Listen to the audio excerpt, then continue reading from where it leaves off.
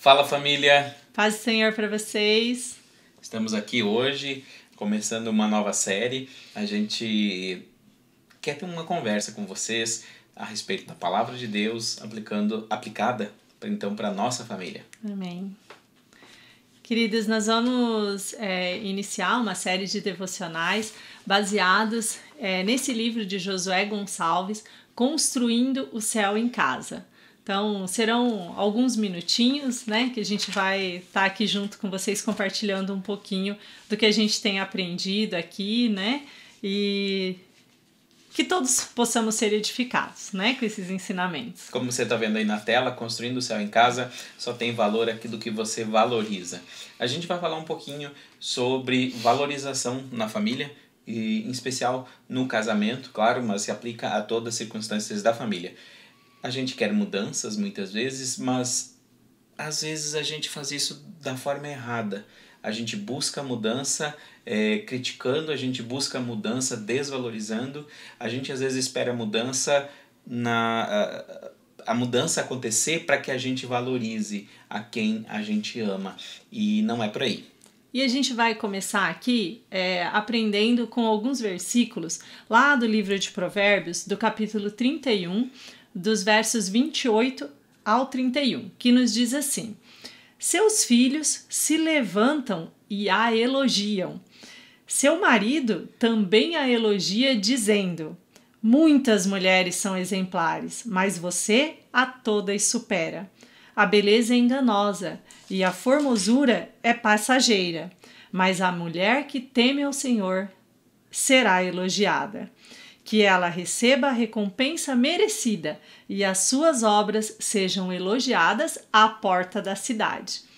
Então aqui vai falar pra gente sobre a mulher, né? Mas a gente quer estender todo esse ensino, né, ao casal, aos filhos, mas especialmente nesse momento a gente vai falar sobre os cônjuges, né? Que a família ela começa nos cônjuges. O casamento é o eixo da família, né? Isso eu li em algum lugar.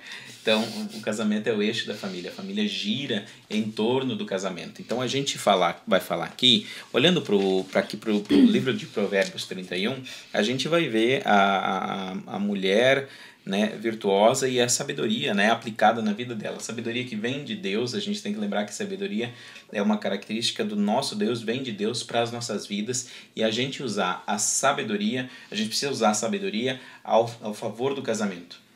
E a gente aprende aqui, queridas, que assim, é impossível amar sem demonstrar o amor. Então, muitas vezes a gente diz que ama e fala: mas eu não sei demonstrar, né? Eu amo ela, eu amo ele, mas eu só não sei como demonstrar isso. Mas é possível a gente aprender, né? É impossível a gente aprender com o ensino da palavra do Senhor, né? E a gente tem esse objetivo hoje, né? Que nós não podemos ser econômicos ao valorizar as pessoas que são importantes para nós. Às vezes a gente coloca, né, de forma tão das demonstrações de amor, né, são tão pobres, porque a gente às vezes não recebeu isso também, né? A gente não recebeu. Mas vamos olhar para a Escritura, vamos ver como é que a gente pode melhorar isso.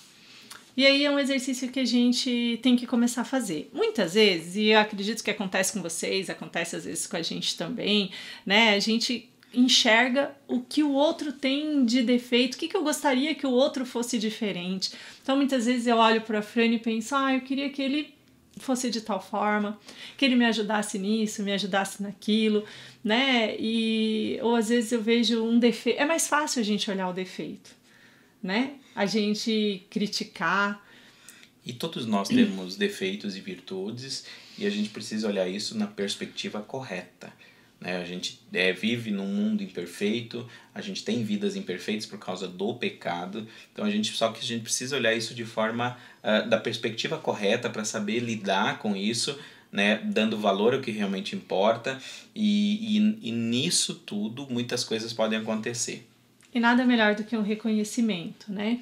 Então, eu fiquei pensando essa semana sobre isso, e como é mais fácil a gente mudar quando a gente se sente amado, quando a gente se sente valorizado.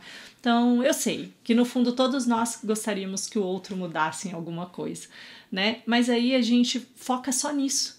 Fala, vamos ter uma conversinha, deixa eu te falar uma coisinha. Às vezes a gente vai com jeitinho, espera o melhor momento, né?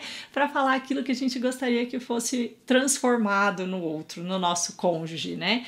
Mas esse é o caminho errado, né? A gente tem aprendido aqui que esse é o caminho errado.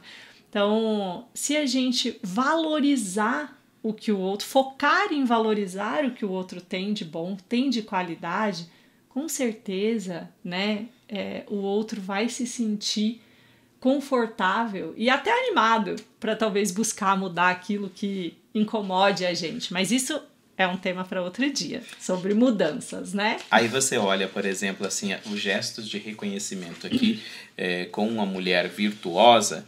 Então a gente tem, né, o esposo que chega para ela, né, e a elogia, os filhos também. Então dessa forma a gente tem os gestos de reconhecimento, de valorização.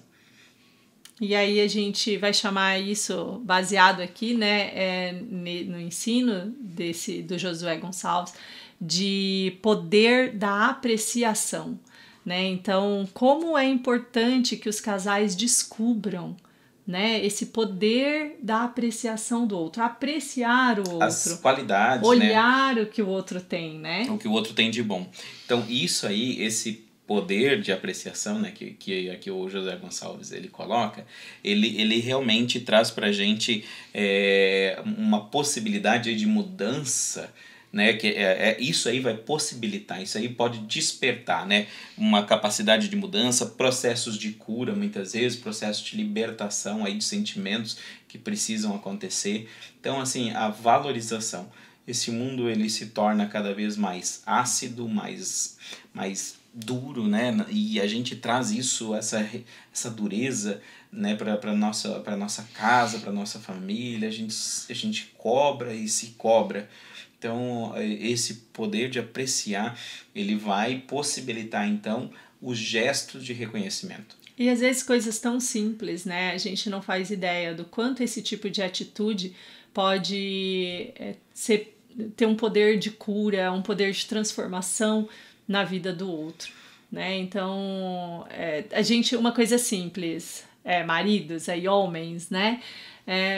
A mulher valoriza muito andar de mão dada, né? E por que às vezes a mulher, né, muitas vezes ela quer pegar na mão, ela gosta de andar de mão dada na rua, isso faz com que ela se sinta amada, é uma demonstração de amor. Esse aqui é o meu amor, esse aqui é o meu cônjuge, é quem tá comigo, né? É com quem eu sou uma só carne.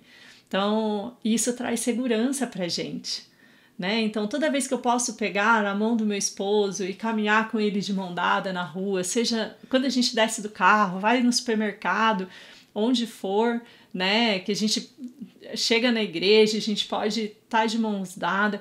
Isso faz com que a gente se sinta segura. É uma coisa simples, que talvez para vocês, homens, não tenha tanto valor, tanta importância, né? Mas para nós é um ato de segurança, de proteção. As mulheres têm essa forma e é uma coisa que a gente precisa cultivar. O casal andar junto, o casal, mesmo, né, depois de anos e às vezes décadas de casados, precisam cultivar coisas que são importantes, né? Coisas lá do começo, né, também, coisas que são boas, que podem continuar.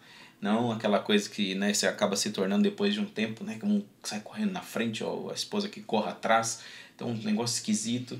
Então, assim, são pequenas atitudes que demonstram um valor. E a gente vê, assim, como é ruim quando a gente tem lares, né? Quando a gente tem relacionamentos onde tem um ambiente só de cobrança. Muitas vezes a gente começa nesse caminho e sem perceber a gente vai transformando o nosso lar, o nosso casamento num ambiente pesado, onde não se tem mais aquela alegria. Porque a gente começa achando que pontuando os defeitos do outro eu mostro que ele tem mais defeito que eu e começa uma disputa. Eu faço isso, eu faço aquilo, às vezes a correria do dia a dia acontece com a gente. Às vezes na correria do dia a dia, vejo, nossa, por que eu não tenho essa ajuda? Por que eu estou sobrecarregada nisso, naquilo? Porque nós mulheres somos multitarefas, né? E muitas vezes se assume uma postura dessa sem ser intencional, mas de forma assim, sem perceber, porque às vezes como uma forma, como você colocou, às vezes como uma forma de compensar, você compensa, né, o dia ruim às vezes no trabalho. A gente tem que lembrar que o trabalho é uma bênção, mas o trabalho ele também nos traz cansaço, ele nos traz enfado, ele nos... Deus falou, né, a partir do pecado, o pecado ele afetou todo o trabalho, né? O trabalho ele não precisava ser da forma que ele é, mas por causa do pecado o trabalho ele hoje nos afeta. Então às vezes por causa do trabalho mesmo, da pressão, você levou, né, uma invertida no trabalho, né, uma chamada de atenção, você teve algum resultado, um desempenho que não foi ruim, né? como você desejava, daí nisso você chega em casa nessa mesma postura de cobrança com a esposa, com filhos, né? A gente coloca isso com os homens, né? Tem com as mulheres também, são coisas assim, e daí as palavras, né? Eu quero melhor para o meu filho, eu quero que ele seja, né, que seja uma pessoa melhor que eu, né? E eu entendo assim que tem homens que têm um verdadeiro sentimento desse, né, na questão da cobrança, mas não há nenhum gesto de reconhecimento. Não há nenhum momento, né? Não há nenhum só momento. Cobrança, né? Os momentos que os filhos vão se lembrar é sempre da cobrança, é sempre da chamada de atenção, é sempre, né, daquela pergunta, aquela pergunta. Os pais têm que perguntar aos filhos, né? Os pais têm que realmente saber o que os filhos estão fazendo e tudo mais, mas precisa ter gesto de reconhecimento, reconhecer as qualidades, valorizar, e é isso Nesse que ponto, fala, né? assim, né? A gente ouviu muito, né, isso na nossa geração, assim, não funciona hoje mais isso, né? Assim, tem uma nota boa, um bom desempenho na escola, isso não é mais do que a sua obrigação, né? Então, isso não funciona mais hoje em dia, né? Esse tipo de fala, ela não